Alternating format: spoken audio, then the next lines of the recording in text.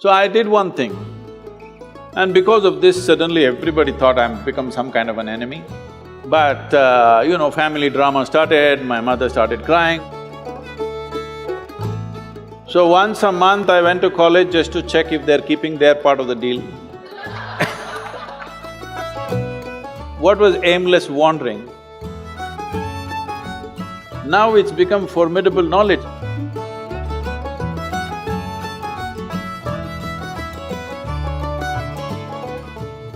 Speaking of schooling and parents and careers, right now we're in an age where there's so many different offbeat careers coming up. As YouTubers, we get this question all the time.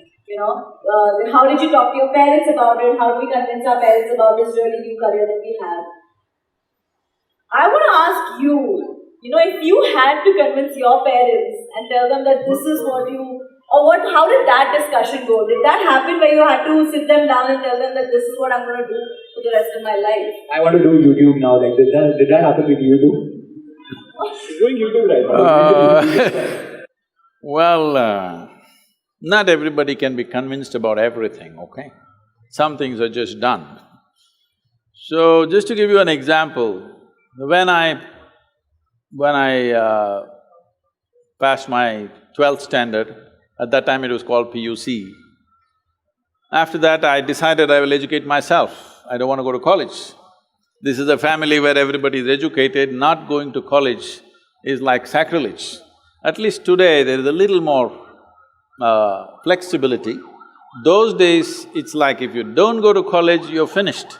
Because now probably if you don't go to college, you may lose your lifestyle, but you won't lose your life. That was a generation, if you don't go to college, you lost your life, you're on the street, that's about it. So they were terrified of this. My father being a physician, he was just freaked about it. He is a very studious man, all his life, first, second, third in everything that he has done. So he couldn't believe this, that I want to educate myself. So I did one thing, and because of this, suddenly everybody thought I'm become some kind of an enemy. And they were not even talking to me properly. I did one thing. I was just to tell you, I was such a big eater. I would eat 10 times, at least 10 times of what I eat today. But I never was putting on weight or anything because my level of physical activity was such. I could just run up a coconut tree, I was made like that. So I was every day cycling about 50, 60 kilometers, swimming in the Kaveri and going back like this, so eating this. I decided to go to the Mysore University library. Every day when they open at 9, I went, 8 in the evening they close. That entire time I sat there, read all kinds of stuff. From Homer to popular mechanics, to National Geographic, to literature, to geography, this, that, whatever. Whatever came my way, every day for 1 year I read like this, just all kinds of things. But the most important thing for me was, though I was such a huge eater at that time, this 1 year I went without a meal. Morning I ate as much as I could, breakfast at home, and I went there and sat there the entire day without a meal, which was a huge achievement for me, because without food I could stay. This kind of expanded my way of looking at life, but family drama started, my mother started crying. When the next academic year comes, go to college, go to college, go to college. Then I said, if I must go to college, I'll go for literature. My father said, what will you do reading poetry? You must become a doctor. He has seat ready for me in the medical college, everything. I said no. Then they said, okay, at least do engineering. Then I said, see, if I say I don't want to be a doctor, if you told me become a veterinary doctor, Ayurvedic doctor, at least a witch doctor, I would look at it. If I say no doctor, you say engineer, I'm not going to listen to this. Your problem is society, your problem is not me.